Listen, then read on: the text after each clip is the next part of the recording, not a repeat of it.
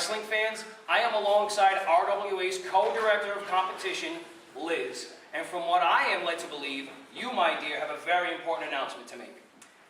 Thank you, Bobby Rossi. Yes, I do. Now, as you know, 2 weeks ago, Damian Black became the #1 contender for the TV title. But last week, Amanda Fox beat Mike Rassa in a non-title match. And that started me thinking. See, I want to see what happens if I put all 3 of them in a ring. And see what happens if I make a 3-way dance for the championship. Well, I do have to ask one more question. Do you find it funny that all of the top contenders for the television title have all been light heavyweights? That is something to consider. Well, Liz, thank you very much for this announcement.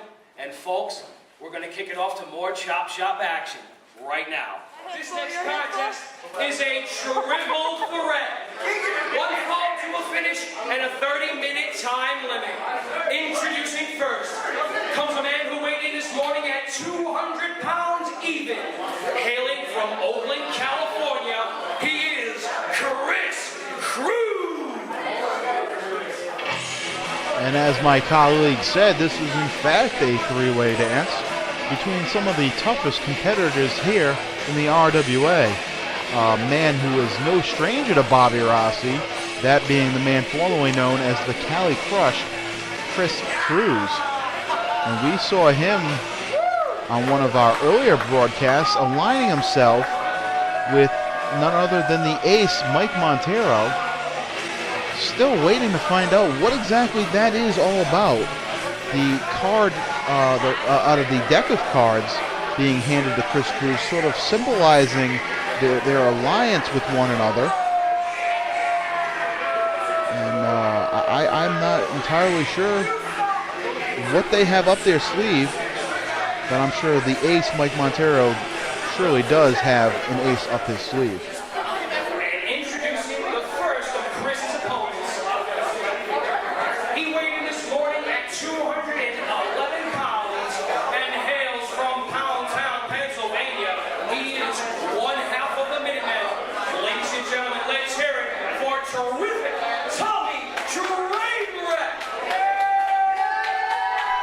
If Rossi has his glasses on when he's weighing these guys. No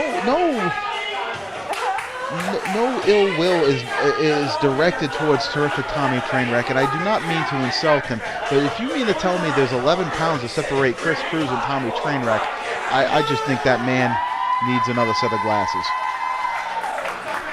But I'm sure he'll be sure to blame the lack of a prescription plan here in the RWA and lack of health insurance.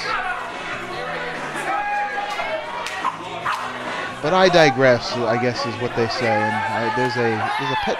Somebody brought their pet into the chop shop. I hope he doesn't have fleas.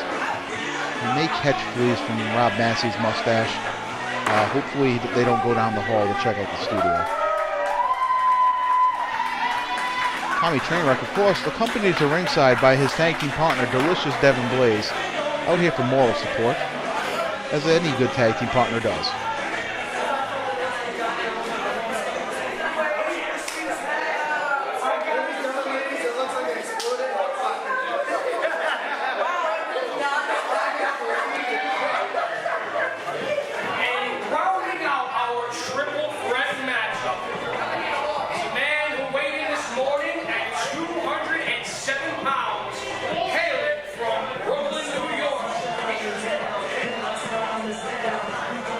Rossi cut off mid-sentence. I think he's getting some sort of signal from the back.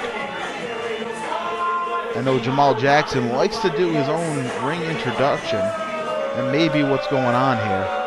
And there you see both members of the movement, the Fat Nasty Bastard, FNB, and Jamal Jackson himself. Anton DeMonico away on business from what I'm being told. I think he just dumped his water on Liz. I wasn't notified of a wet t-shirt contest, but I'll take it. I suggest my colleague Bobby Rossi may want to get out of the ring before the movement steps in there, it could get pretty ugly in a hurry. Of course, FNB a number of weeks ago taking hostage the junior heavyweight championship. And would you look at these four facing off? Talk about a dream match of mine, the Minutemen and the Movement. Neither of them backing down an inch.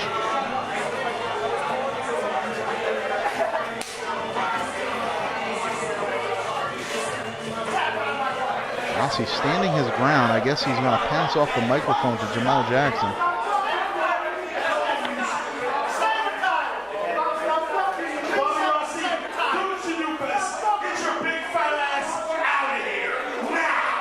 Oh, completely disrespecting Bobby Rossi. He gets no respect, ladies and gentlemen.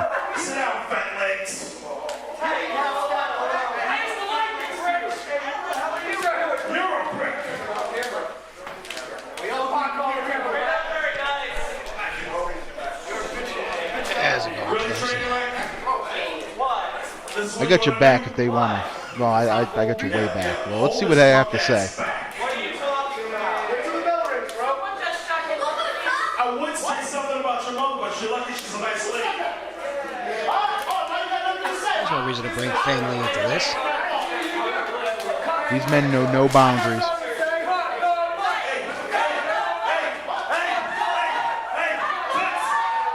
Still giving me dirty looks? Huh? Oh, now you want to smile? Yeah, figure like the tramp that you are. Insulting our studio audience. I think he was talking to Nick Varsity's girlfriend, so it's okay. Liz boobs. Look who's talking. Liz tits. What's up? There's FNB with that junior heavyweight championship. What I want. I am Mr. NBA, the natural black athlete, Jamal Jackson. I could have said that. You have to take the mic for it. I could have said that. Since you want to make it about race and all, how about I take just a minute and give you a little black joke, okay? Oh, Lord.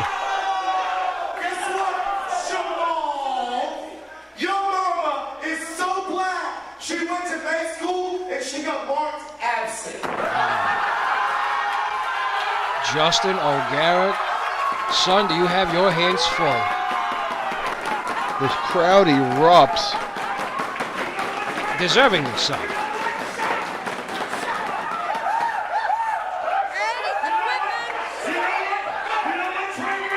You just signed your own death warrant, you jackass! Referee doesn't like that belt, right? She don't like that! Give my microphone back. All right, we're underway, I guess, finally, after comedy hour's over. Don't think Jamal Jackson was anticipating a battle of wits with Tommy Trainwreck. Coming up a little bit short on that. And now this crowd is putting a little bit more salt in the wound here. Chanting, she was absent. We have got nearly 700 pounds in our ring right now getting ready to do battle. And boy, this is... I'm a fan of triple threats. Now, Chris Cruz is no stranger to the triple threat. I was once his manager. I had to watch him lose his television title at a triple threat matchup at Legacy number 5. Well, it is, in terms of champions, they are at a certain disadvantage. And speaking of champions in a disadvantage, how about that announcement Liz B made, where the television championship will be defended in a three-way dance next week between Amanda Fox, Damian Black, and of course the champion, Mike Grasso. That should be definitely a barn burner of a match, if I may bite one off the good old JR. But I mean, I'm interested to see what these three have to do, because I mean, a triple threat matchup is typically a faster-paced matchup. You got guys here outside of Trainwreck, ironically, who's really not known for their speed. Cruz, Jamal Jackson, brute strength, tactics. And Cruz ever the opportunist, I mean, he can get the pinfall off of whomever. He could steal the pinfall. That is Chris Cruz's MO. Cheap and dirty. Nice little combination there. You tend to see the creative side of Tommy Trainwreck coming out here. Utilizing Cruz to deliver a stone-cold stunner of all things to Jamal Jackson while Trainwreck swept the feet of Cruz. Followed up by a near cover right there. I do want to also add, both Tommy Trainwreck and Jamal Jackson insisted I take their word as to what their weight is. Oh, there was some speculation that you may need a new set of glasses. Oh, that's most definitely the case, but neither of those two gentlemen, and I use the term loosely, were accepting to step on the scale. Okay, fair enough. It is what it is. Jamal Jackson caught coming in here. Struggled to get him up. Well, I'm willing to bet he doesn't weigh 207 pounds, as it said on his card earlier. Either which way, Trainwreck takes him over his head and pins him. Got a 2 count. Chris Cruz breaking it up. And once again, I mean, you know, cheap and dirty, but again, opportunistic. Staying in the corner, surveying the action, see who has the upper hand, and then trying to steal that pin. That, my friend, sounds like good strategy. We'll see if that comes to be here. Possibly one of the most devastating knee drops we have here at the RWA. Yeah, it looks like they're going to take turns back and forth here. Nice elevation on that leg drop by Jamal Jackson. Can you top this, Chris Cruz? I'm sure he'll be happy to oblige.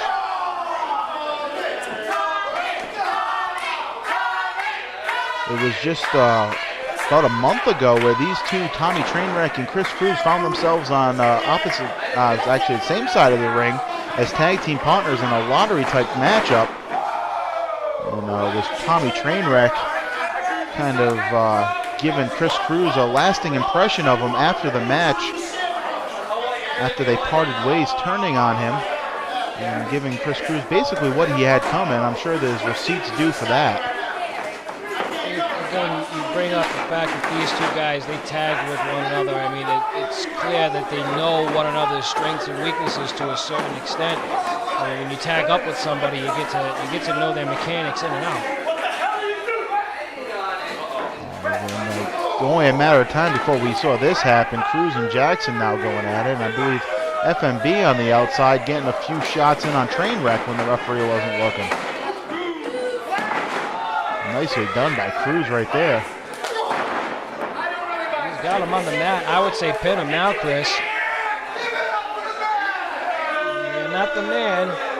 Make the pin. Taking some time to showboat there, and I'd have to say that that's probably one of the more frustrating things about managing somebody is when they take the time out to showboat like that, and you have managed Chris Cruz in the past, and I'm sure you can give us a whole load of knowledge as far as that goes. Well, he was my client at the time, so even though that business agreement is now null and void, I would not feel right in divulging all that kind of information. I will say this, if Chris Cruz could remain focused at one particular thing, he'd probably be where he wants to be. Unless we're going to fall away slam, frontward fall away slam, and a 2 count, not quite enough to get the job done. And FNB swore that was a 3 count, and he's up there telling the referee exactly what he thinks.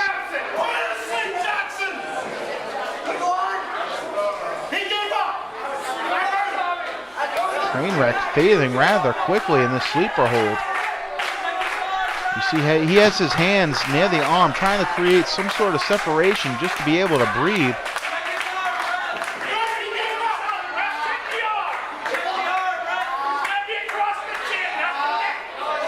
Imagine Cruz is outside near the apron. I bring that up only because if Trainwreck does fall short of catching his win, that's another opportunity that Chris Cruz can take to take advantage. Freeing himself, Tommy Trainwreck, but comes in and catches a spine buster from Jamal Jackson. Cruz, the opportunist, comes in and sweeps Jackson aside. lo and behold, trying to steal the win. And I think that's where Rossi and company went wrong. You know? Chris Cruz will take whatever he has to take by any means necessary. He's that kind of guy. And sadly, I was drinking all the Kool-Aid. I can honestly say that's mostly why Rossi and company imploded, but to more pressing issues, a much bigger company with more integrity, the RWA, and a diamond cutter out of practically nowhere. They tend to come out of nowhere, as you see right there. Jackson out on his feet, but has enough to realize he needs to make his way to the outside of the ring, not to catch himself in a pinfall here. Now, you say you were drinking the Kool-Aid. I noticed that hole in the wall in the studio. Is that because you jumped through it?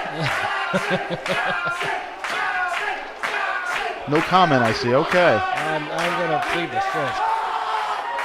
Trainwreck firing up. He is feeling the energy of this crowd. Get ready to do some damage. And it's that very same energy in this building you will find nowhere else.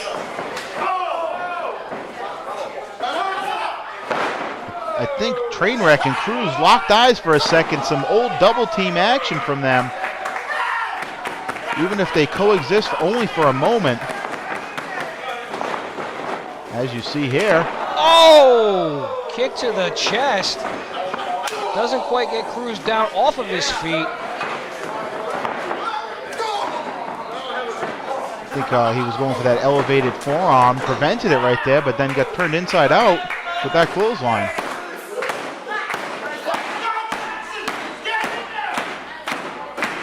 Now we're pretty much at stalemate here, as all competitors in this match are trying to recover here.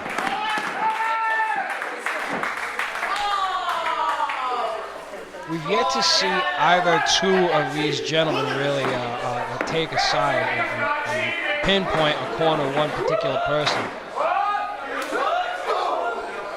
Cruz on the apron now, exchanging forearms with Trainwreck back and forth. Oh, a knee lift. I'm sorry, a knee by Jackson. Knocked Cruz off the apron. Jackson able to pick up a pinfall on Tommy Trainwreck. I don't know if you saw that.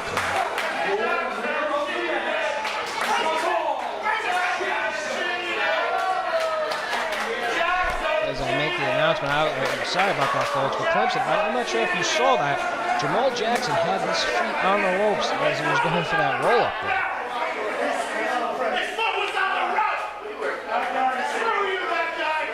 You can hear members of our studio audience screaming the very same thing. I think Liz B has the microphone. We're going to see if this decision stands. It's a heartbreaking loss to Tommy Trainwreck, who's trying to build some momentum as he's about to face JT Dunn in a little more than 3 weeks at the Smithfield Elks Lodge for RWA Dynasty.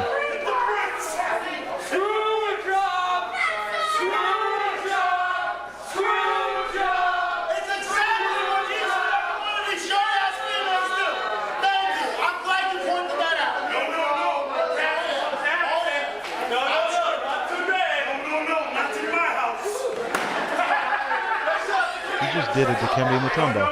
Yes, he did. Now, Jackson, as much as I'd like to discuss your recent actions, I have something a bit more pressing than you to deal with. FNB. I see you wearing the Junior Heavyweight Championship. The one that you took. Junior Heavyweight Championship.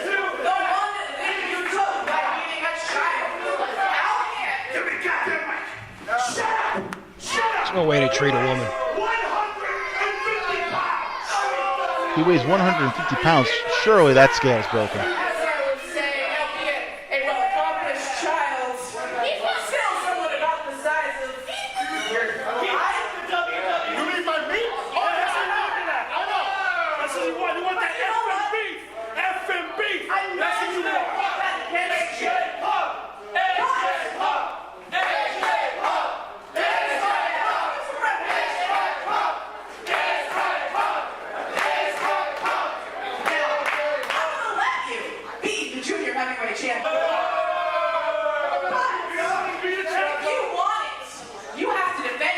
like a champ.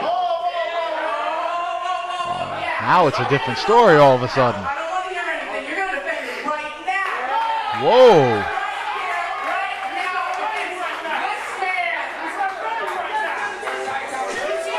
Oh, I know that music. Liz B dropping the bombshell here. FNB is going to defend the Junior Heavyweight Championship against TJ Swift. Jamal Jackson may have pulled a fast one, but I think the buck stops here. And I'm not referring to the bucks that get shoved down the pants of TJ Swift by some of the ladies at ringside. I don't know if this is the wisest of ideas. I mean, Liz, definitely, make the man defend his championship. But, okay, TJ Swift, there's a legitimate junior heavyweight. FNB, he has the title. Clearly not a junior heavyweight by any stretch of the imagination. I fear for TJ's life. As confident as TJ may look right here, I'm sure he is. Oh my! I am speechless. Oh, PG rating just went out the window. There is no PG rating here. It's a lost, long gone conclusion.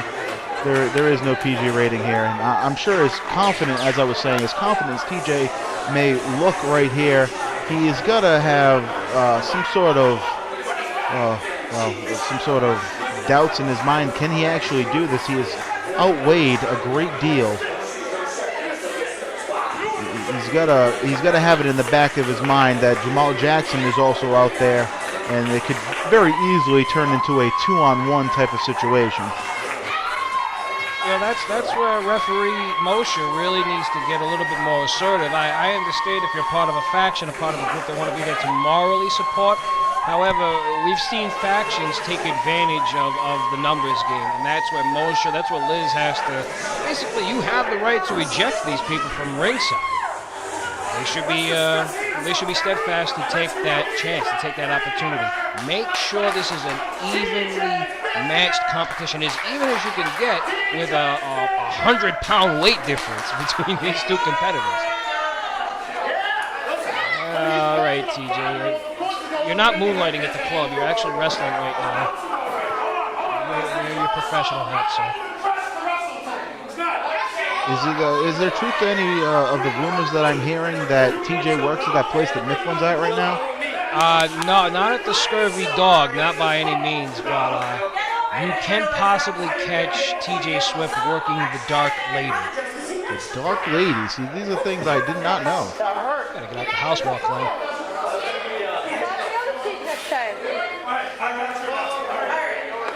Thank you. TJ, are you ready? Go Moshe. You saw that? He just paid the ref for. No, it's not on camera, actually. Wait. Sorry. If you're gonna defend the championship, let's do this the right way. Okay? All right? Trust me. We got this. We got this. Do this the right way. You got to question what exactly that means. And his mom's or little sister's panties, TJ Swift. And you have a small penis. Introducing the man with the FNB, the wang of gang, the backfist master. He is your junior heavyweight champion of the Renegade Wrestling Alliance, the Bad Nasty Bastard, FNB! That is quite possibly the nastiest fat bastard you will come across, folks. Whether it be here at the RWA or some dark alley in New York City. Yeah, you don't like that, right? No respect, just throwing the championship belt at Steve Bosher as he shows it off to the crowd here and our cameras. And that's not a championship to them. That's a pawn. Whoa! Oh! See, he doesn't care about the belt or the title. And he just got himself intentionally disqualified. Ring the bell, you're These guys are nothing more than bullies and taking advantage of. By disqualification, TJ Swift. But still RWA Junior Heavyweight Champion. After I just get done saying that we do our best to honor the tradition of professional wrestling, these clowns shit all over it.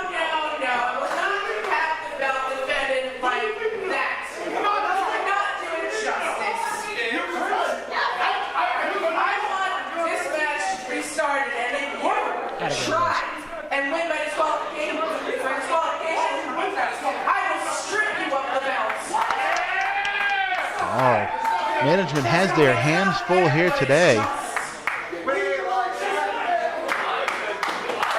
But in what condition is TJ Swift in to go on here? Bitch, don't you do it. That means man, bitch.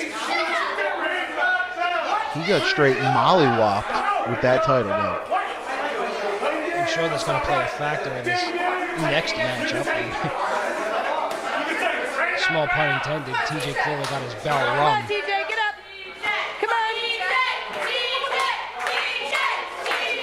I'm not too sure he knows where he is right now. He may be at the Scurvy Dog. Oh. Clearly all the cobwebs are yet to be shaken off. FNB just tuning him up in the corner. I don't think there's going to be much of a matchup, folks. TJ Swift is clearly on a one-way street heading towards Payne Boulevard. Ah, come on, Moshe, get him off the ropes.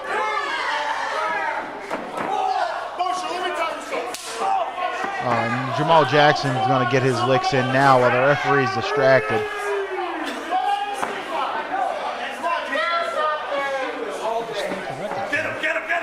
Not to say that he wouldn't try something like that. We've seen it happen before.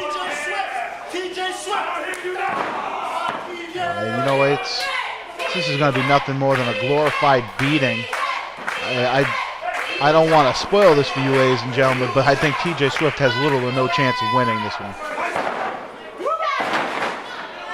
I would like to see someone, honor that championship, value it, treasure it the way a championship should be. This guy is using it as a pawn. He's simply using it as a symbol, as a means to make a statement. But that statement's been well heard. You want to hold a title, a belt for hostage. There's no honor in that. I'm sorry. There's very little integrity. I used to be down with the movement. I don't know what the hell happened to me.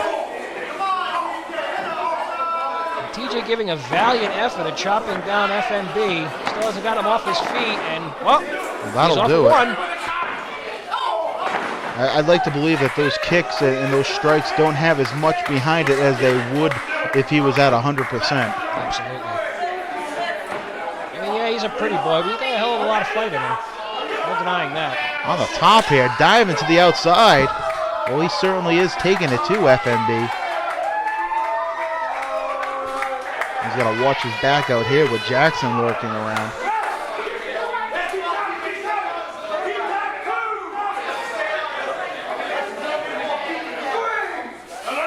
Cameraman, well aware of the fact that you've got a face for radio and moving their lens appropriately. TJ Swift's back just driven into the post. And dropped like a sack of potatoes, like the groceries when you're struggling to bring them in the door and nobody's helping you, you just throw them on the kitchen table. I've been there many a times myself. Actually, no, I stand corrected. I don't do much grocery shopping. I'm a takeout kind of guy. That's funny because I had a lot of people telling me you never eat out.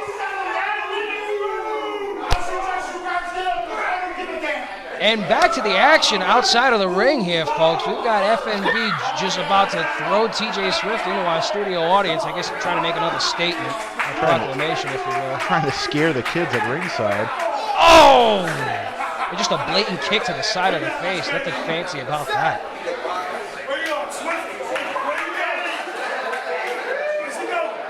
I would not blame TJ Swift one bit if he just up and left and avoided any more of this beatdown. Live to fight another day. Yeah, survive the fight first. What is FNB doing? Just goodness. I'm not seeing any wrestling here. Honestly, I'm watching a street fight. I feel as though I'm watching a chapter out of the Balls in the Body. The last time I saw a beating this bad, Jason Kidd's wife filed for divorce.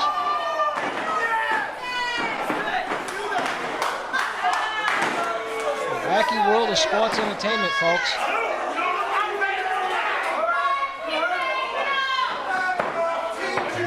This has got to be it. Cover him for Christ's sake. Oh, he's just not happy with that. This is a little bit too much to stomach, frankly. I'm starting to get some nausea there. I don't know about you, Clem. I know I'm not known for being the most agreeable of people or the most pleasant of individuals, but I love wrestling, and this is not wrestling. This is a brawl. This is a fight. And I'm not liking it. Oh man, he gave him a shoulder thrust, and that sent him outside the ring, right at the feet of Jamal Jackson.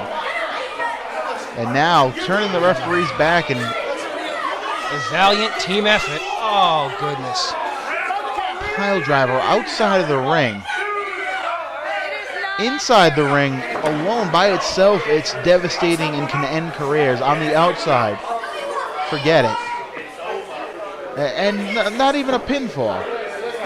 They're going to continue to just run him ragged and beat the snot out of him.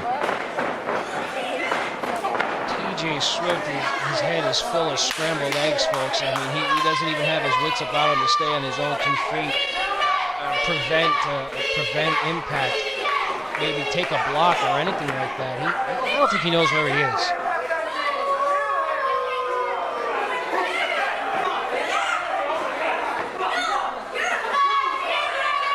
Stop counting and throw the match out, Moshe.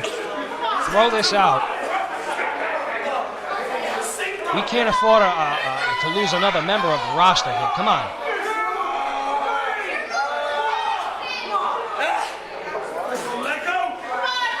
Clearly abusing the liberties of a 5 count. Really throwing his weight around, pun intended. And again.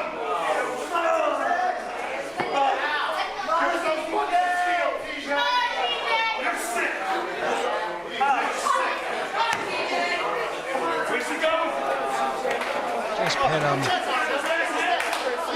Moshe, throw out the match. Don't ask him if he can continue. He can't.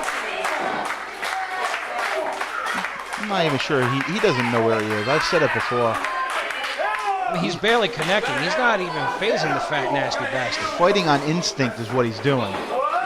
Oh, and he just tugged back on the tights. That'll give him a $50 payday in Fairhaven.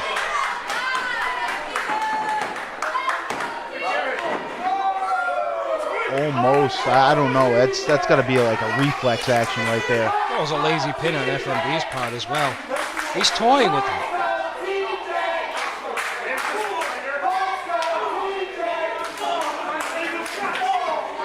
Under normal circumstances, I would say don't toy with them. It could cost them in the end.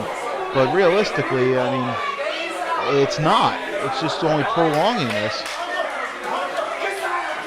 Oh, and Moshe eats a buck-ton of boot. A drop kick to the face from TJ Swift. This is not good. This is not good. Liz, just throw this match out, please. Use your authority, sweetheart. Oh. Double-handed choke bomb and just toss him to the side. Right for the lights. What the hell? The lights have gone out, and oh, it's starting to make sense now. There's AJ Punk's brother, Adam, and there's AJ Punk. Jamal Jackson looking ever so puzzled. We have our own version of the Shield, and would you look in the background? That T Phoenix? Connecting with a hell of a chair shot right there. Leg lariat by Swift. There's a cover. Pin. Unbelievable. TJ Swift pulling off the impossible.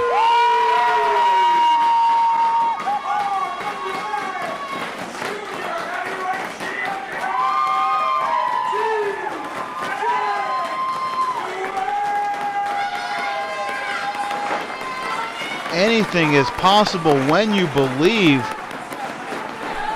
The RWA's version of the Shield, led by T Phoenix, gaining a measure of revenge against FNB for what FNB did to AJ Punk, and assisting TJ Swift in becoming the junior heavyweight champion here in the RWA. Unbelievable turn of events here at RWA Hype. We have got a new junior heavyweight champion in TJ Swift. I can only imagine the myriad of mayhem that the movement is going to unleash upon the RWA at this point. That right there was their own little token, their own little symbol of justice, if you will. Small pun intended with our own knockoff of the Shield being present. But I mean, look at the look on his face. That is not a happy man. He's going to eat someone. You know what? I can't help but agree, and I think TJ Swift's going to wake up tomorrow morning with the junior heavyweight championship. Hey, Jamal Jackson, that's $20, pal. Those chairs don't come cheap. No, they don't. He's going to wake up with the junior heavyweight championship tomorrow next to him. He's not going to have any idea how it got there. But anyway, we're going to go to Rob Masse standing by in your studio with a brief update. Let's go to Rob right now. We are a broadcast team, and I'm all about cross-collaboration. Rob and Bob, baby. You heard it here first.